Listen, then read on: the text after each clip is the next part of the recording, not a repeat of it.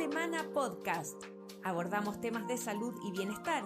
Conversamos con nuestros especialistas de Clínica Alemana acerca de temas relevantes y contingentes para nuestra comunidad. Estamos contigo para educarte.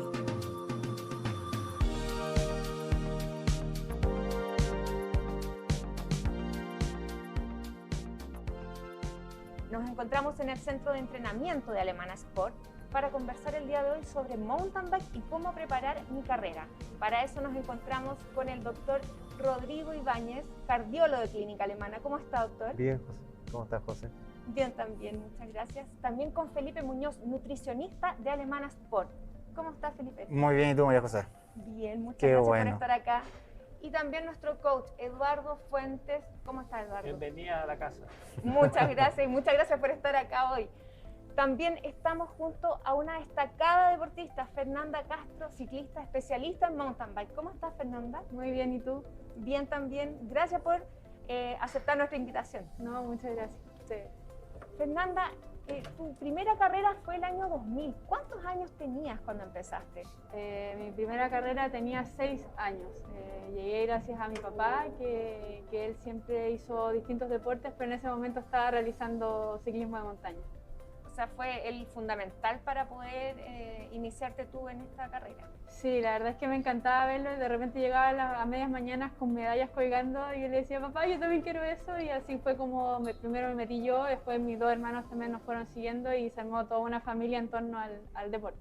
¿En qué categorías compites en mountain bike? Bueno, yo participo en la disciplina que se llama Cross Country Olímpico, que es la única disciplina del mountain bike hoy día que está dentro de los Juegos Olímpicos. Pasé por todas las categorías de edad desde más chica y actualmente estoy compitiendo en la categoría Elite, que es como la categoría reina en Chile, como la categoría profesional, por decirlo así. ¿Pero desde tu primera competencia decidiste inmediatamente que querías hacer mountain bike o tuviste una exploración por distintos deportes? No, desde bien chica participé en todo tipo de deportes. Estaba en hockey, voleibol, trote, atletismo, mountain bike. Hacía de todo un poco y con el tiempo fui viendo cuál deporte era el que más me gustaba. Y recién como a los 15 años dije, el mountain bike es lo mío, me encantó y ahí fue cuando decidí darle un poquito más de importancia a ese deporte dentro de mi vida deportiva. ¿Y cómo fue variando la forma en que entrenabas y te preparabas a una carrera? Porque ¿en qué momento se decidió ya hacerlo más profesional y cómo fue variando esta preparación? Bueno, de bien chiquitita era un juego al final, no solo el mountain bike, sino que todos los deportes. De a poquito fui creciendo y diciendo ya el mountain bike es lo mío, entonces como que dejaba de hacer tan pro los otros deportes por el colegio, por ejemplo, y sí le daba más importancia a mi preparación para el mountain bike. Como te dije, a los 15 años ya comencé con un entrenador que me mandaba planificaciones como mensuales y ya cuando entré a la universidad logré complementar un poco mis estudios universitarios con el deporte y hacerlo un poco más profesional ya y así complementar competencias fuera de Chile, entrenamientos y los estudios. Doctor Ibáñez, una persona que comienza a competir en mountain bike o que se inicia en mountain bike, ¿debería tener una preparación médica, exámenes que hacerse? ¿Es necesario hacerlo? Mira, como dijo muy bien aquí, la verdad es que el mountain bike es una actividad deportiva de alta intensidad y uno la puede enfocar de distintas maneras. Uno la puede enfocar partiendo como un hobby, algo entretenido, algo para estar con los amigos, hasta el extremo que es la competencia. Y hay distintas disciplinas. Dentro de esas disciplinas está el cross country olímpico, lo que mencionó Fernanda, ¿cierto? Pero está el downhill, está el enduro, correcto, hay BMX, hay otras alternativas. Y todo depende un poco cuál es el objetivo fundamental. Si estamos hablando de una disciplina que es básicamente cross country, como lo que hace Fernanda, tiene una condición cardiovascular de salud muy óptima para poder realizar al nivel de competencia. ¿Por qué digo competencia? Porque si tú quieres ir a una carrera, en el fondo vas a una competencia, no es que vas a pasear una carrera. Entonces todo depende un poco del objetivo. Por lo tanto, toda persona que quiere hacer un deporte que es competitivo, de alta intensidad, debiese tener una evaluación previa desde el punto de vista de salud cardiovascular, de manera de no tener riesgos durante la exposición a un nivel de deporte de una intensidad tan alta como es el mountain bike. Y ahí yo creo que hacer la separación, porque una cosa es la actividad física, otra cosa es lo que llamamos deporte, ¿cierto? Y otra cosa lo que llamamos actividad como ejercicio, ¿ya? La actividad física está definida como que cualquier movimiento corporal que tú hagas y que gaste un poco de energía, ¿ya? Eso es actividad física. Por lo tanto, eso incluye desde que yo camine, desde que yo jardinee, ¿correcto? Desde que yo haga las cosas de la casa, eso es actividad física, ¿correcto? Pero después pasamos a la siguiente rama, que es lo que se llama ejercicio. ¿Qué es ejercicio? Ejercicio ya es una actividad repetitiva. Cuando tú quieres hacer actividad física, evidentemente no necesitas el nivel de evaluación previa que el individuo que necesita hacer deporte, ¿correcto? Y lo mismo pasa con el ejercicio. Son categorías totalmente distintas, de riesgo totalmente diferente. Entonces, ¿qué es lo que recomendamos los médicos? Haga actividad física, porque la actividad física es disponible para todos, cuando y usted quiera. Si usted quiere subir de nivel ejercicio, necesita un poquito más de evaluación, y si usted quiere hacer deporte, ya la evaluación tiene que ser bien hecha. Toda actividad física regular baja el riesgo cardiovascular, ¿ya? No lo sube. Por lo tanto, ¿es deseable hacer ejercicio? Por supuesto. ¿Y qué se sabe? Que las actividades de moderada intensidad a baja intensidad tienen los mejores rendimientos en cuanto a reducir la mortalidad por enfermedad cardiovascular. Pero eso llega hasta cierto nivel de intensidad. Cuando tú pasas ese nivel de intensidad, tú ya no reduces más el riesgo, sino que ahí es por gusto, ¿correcto? Entonces, por ejemplo, vamos a hablar en un término que usamos los médicos, los METs. Los METs son, en el fondo, una expresión de cuál es el nivel de intensidad de una actividad física o de tu capacidad física. Un METs es lo que tú gastas cuando estás en reposo, ¿correcto? O sea, muy poquito. Y 20 METs es 20 veces eso, ¿correcto? Entonces, una actividad de 20 METs es una actividad de una gran actividad física, de gran intensidad física. Entonces, ¿qué se sabe? Que el riesgo cardiovascular baja en la medida que tú pasas los 3-4 METs. Cuando tú estás bajo los 3-4 METs, no estás haciendo nada por tu salud. No estás bajando tu riesgo. Cuando tú subes de los 3-4 METs y te vas acercando a los 10, es donde logras el máximo beneficio. Cuando tú pasas de los 10 METs, ya no reduces la mortalidad, ya no reduces el riesgo cardiovascular, sino que se mantiene bajo, ¿correcto? Ahora, ¿dónde está el riesgo? El riesgo está cuando tú haces esto en forma esporádica, ocasional, el clásico deportista de fin de semana. O sea, tú nunca haces nada en la semana y el fin de semana agarras una bicicleta de montaña y te vas a subir al San Cristóbal y le pones todo lo que puedes hasta llegar arriba. Por ejemplo, un rutero, ¿cierto? Al que le gusta la ruta, o se va a meter a los cerros y ahí está el riesgo. ¿Cuál es el riesgo ese? Igual es bajo, ¿ya? Se puede producir un infarto o se puede producir una muerte súbita, pero ese riesgo igual es bajo, ¿ya? No quiero que se queden con la idea de que es masivo, no, es bajo. Lo que pasa es que causa mucho impacto, pero es bajo, o sea, es 1 en 100.000, 1 en 200.000, de eso estamos hablando, o sea, no es masivo.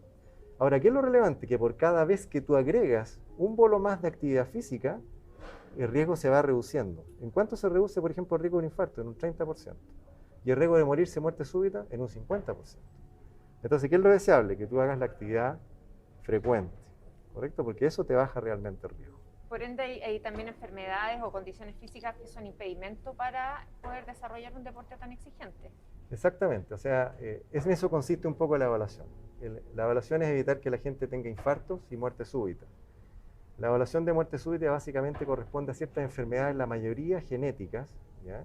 Que uno trae heredadas por algún antepasado y que tienen una condición cardíaca que hace que expuesto al riesgo del ejercicio intenso, vuelvo a poner la palabra intenso porque no es que estas personas quedan descartadas de la actividad física, quedan muchas veces proscrito el deporte, competitivo especialmente, ¿correcto? Pero no se descarta la actividad física. Entonces hay un lote de enfermedades genéticas ahí que condicionan que tú puedas tener durante la actividad física intensa una arritmia en el corazón que hace que el corazón se pone a latir muy rápido, más allá de 300 latidos por minuto, lo cual hace que el corazón no eyecte sangre, porque es muy rápido. Entonces, al no salir sangre, no se irrigan los órganos y uno cae al suelo en forma desplomada, ¿ya? Y eso es lo que uno trata de evitar con todo el examen previo que uno hace a la persona que quiere hacer un deporte competitivo. Eduardo, como coach, ¿qué recomiendas a alguien que quiera comenzar, por ejemplo, a hacer mountain bike? ¿Hay diferencias dependiendo de la disciplina que escojamos dentro, por ejemplo, del ciclismo? La explicación que da el doctor Ibáñez tiene claridad respecto a las que son las necesidades energéticas y las intensidades que tiene cada prueba. Por lo tanto, es importante también definir cuál prueba es y en forma analítica ver cuáles son los requerimientos que tiene, si está preparado o no y en qué medida está preparado para desarrollar esa prueba. Y en eso obviamente la educación, la instrucción de alguien que sea referente puede obviamente autorizar o no que se vaya o cuánto se va a demorar en poder desarrollar de mejor forma cada una de estas pruebas. Y en eso también obviamente, aparte de lo que mencionó de esta revisión desde el punto de vista médico, también hay aspectos que son kinésicos o desde el punto de vista del entrenamiento. Entonces teniendo una batería básica, muy básica, nos da esa posibilidad de tener menos riesgo y hacer bien las cosas.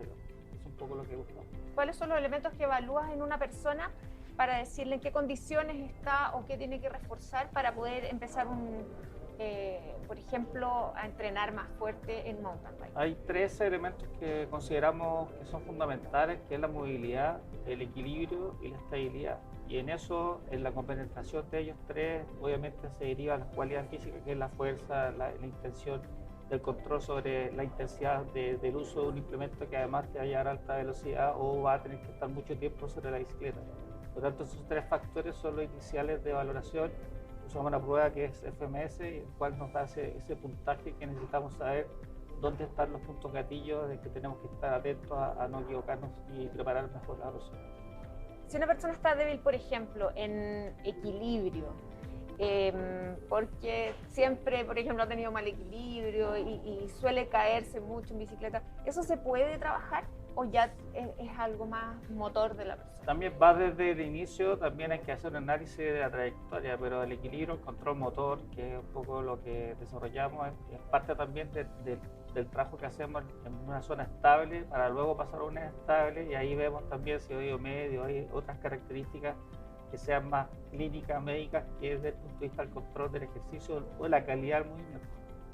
Si es que no tenemos un entrenamiento profesional, ¿qué ejercicios compensatorios se deberían realizar para poder estar bien preparado y para poder resistir esta disciplina? Nos hemos dado cuenta que cuando se hace muy específico, obviamente se dejan de hacer otras cosas que son necesarias. Eso, como tú bien dices, son los ejercicios compensatorios.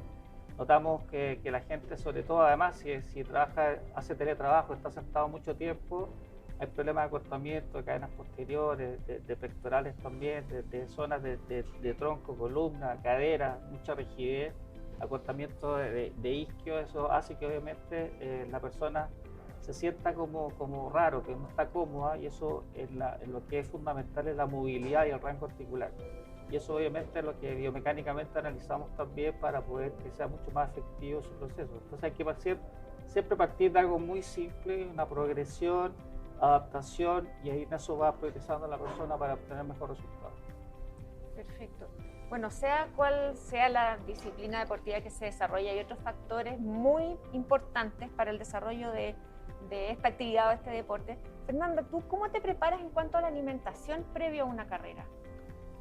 Va a variar mucho en cuanto a la distancia de la carrera. Si nos centramos específicamente en el cross country olímpico, que son carreras que duran aproximadamente 90 minutos de muy alta intensidad, es muy importante más que nada la alimentación posterior a los entrenamientos. En base a mi experiencia, no soy una nutricionista para hablar al respecto, después vamos a hablar yo creo con el profesional, pero es muy importante la alimentación en torno a la recuperación después de un entrenamiento fuerte antes de la competencia, y al ser de 90 minutos no requiere una carga de muchos días, sino que el día anterior recargar un poco más con carbohidratos, puede ser un poquito más de arroz, a la gente que le cae bien las pastas, y el desayuno o la última comida 2 a 3 horas antes de la competencia, para tampoco estar en la partida ahí entre los nervios y la guata revuelta con el estómago muy lleno. Así que eso más que nada, pero yo creo que ahí Felipe nos puede complementar un poquito más desde el área de la nutrición. Sí, Felipe, cuéntanos, ¿cómo debería ser la alimentación mientras estamos, por ejemplo, en fase de entrenamiento, antes de la competencia y, no sé, durante y después? ¿Cómo debería ser el cambio en la alimentación de una persona? O sea, lo que dice la Fernanda igual es súper importante, porque hay gente que respecto a los carbohidratos, quienes no sepan qué es lo que son los carbohidratos, estamos hablando del papa, fideo, fruta, choclo, habas, de repente algunos vienen con mayor carga de fibra y eso puede traer un poquito de problema a la guata, sobre todo lo que dice Fernanda, que un poco de nervio y ansiedad ante una carrera, y quizás comiendo eso mismo en los entrenamientos no tenían el mismo problema. Por ende pasa mucho por algo que se está viendo hoy en día en nutrición, que es entrenamiento del intestino, que es ir viendo en el fondo qué alimentos te van cayendo mal antes de tu carrera, antes de tu entrenamiento, para ver si esos alimentos los podemos incorporar o sacar frente a ciertos eventos fundamentales que puedas hacer una competencia como tal.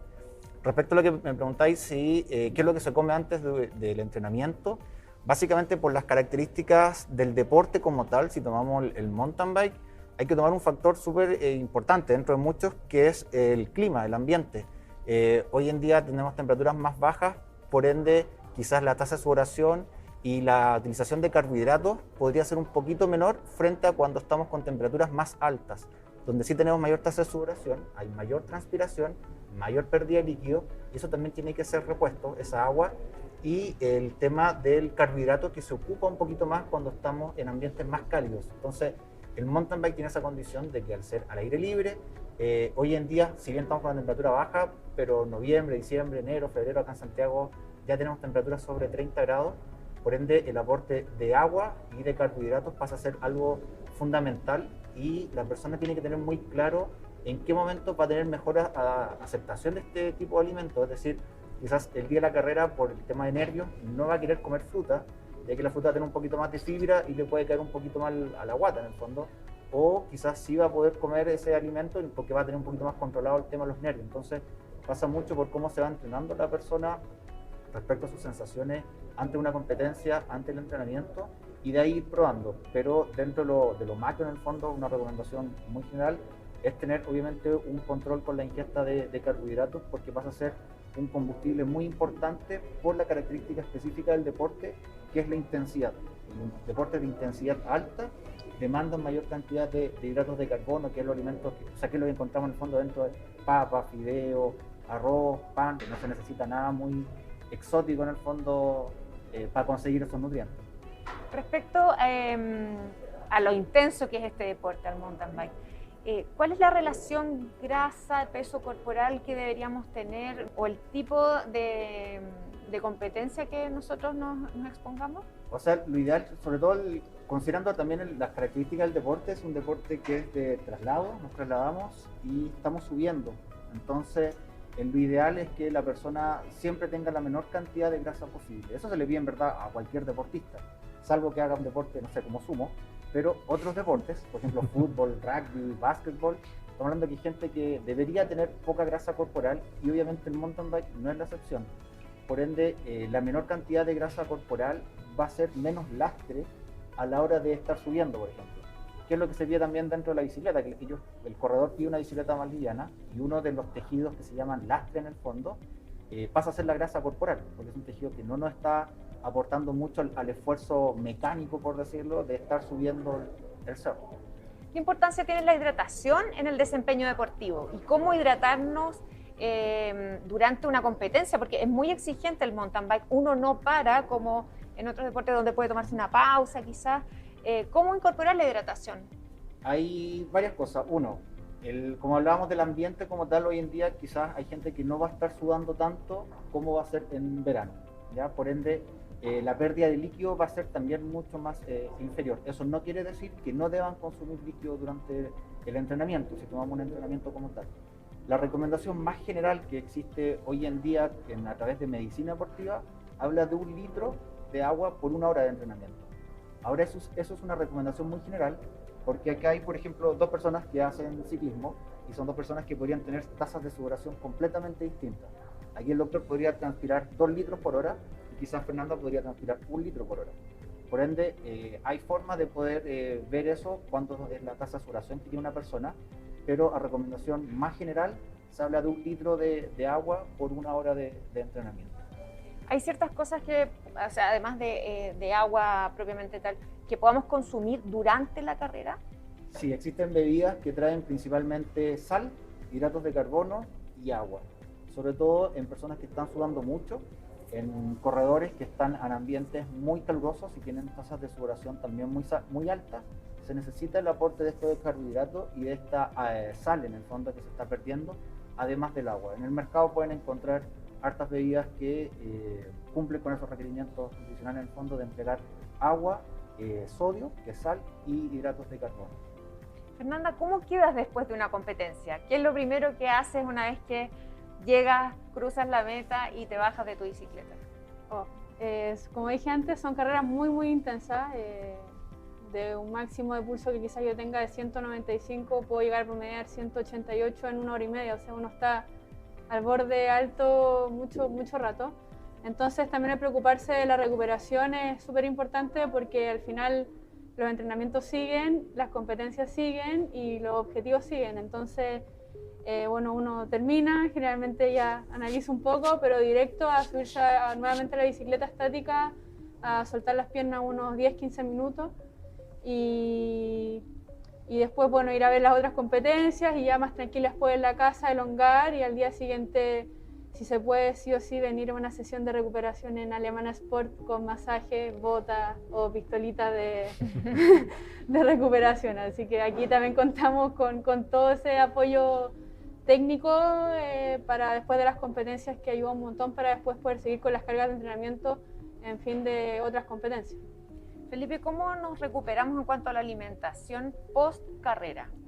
Hay cosas súper simples que alguien puede hacer en su casa. Si es que la alimentación que tiene esta persona no contiene vitaminas, por ejemplo, y no consume betarraga, el nivel de hidratación se puede ver a través del color de orina.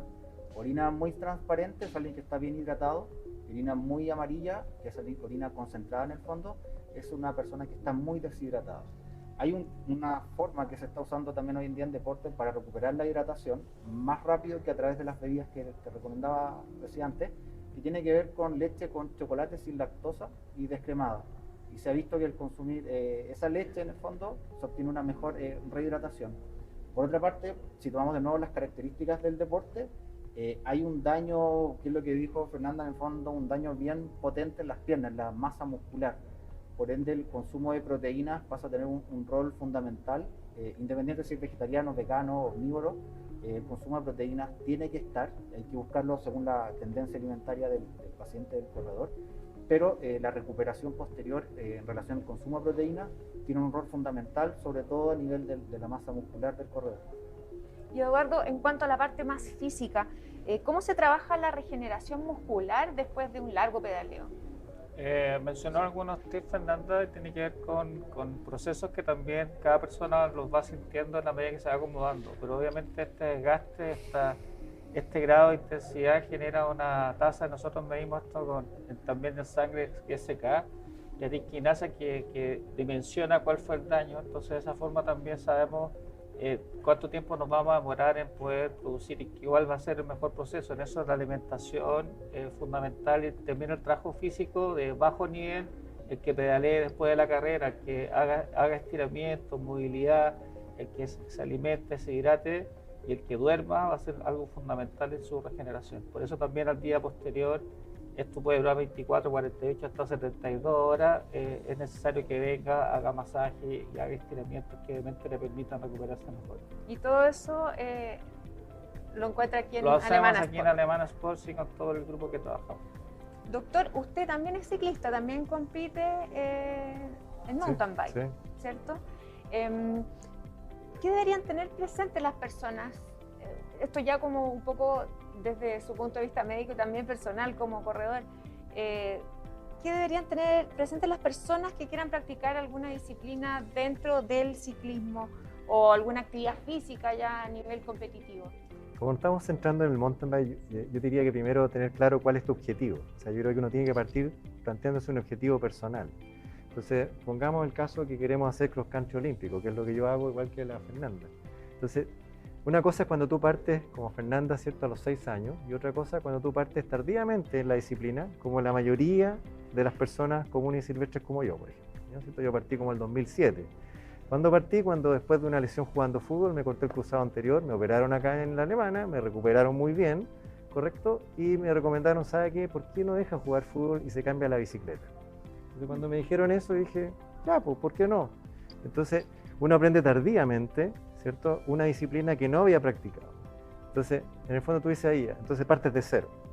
Y es un poco lo de esta charla, o sea, partes de cero. ¿Qué hago entonces? Me compro una bicicleta. Entonces partes por comprarte la bicicleta y tú tienes dos opciones. O haces toda la larga procesión que yo en aquella época hice, que en el fondo te compras una bicicleta, ¿cierto? Empiezas por tu cuenta, con un grupo de amigos, vas al cerro, una caída, dos caídas, tres caídas, ¿cierto? Afortunadamente sin fracturas, ¿cierto? Porque siempre tu amigo es mejor que tú, porque siempre él ya llevaba tiempo, ¿cierto? O lo haces de manera ordenada.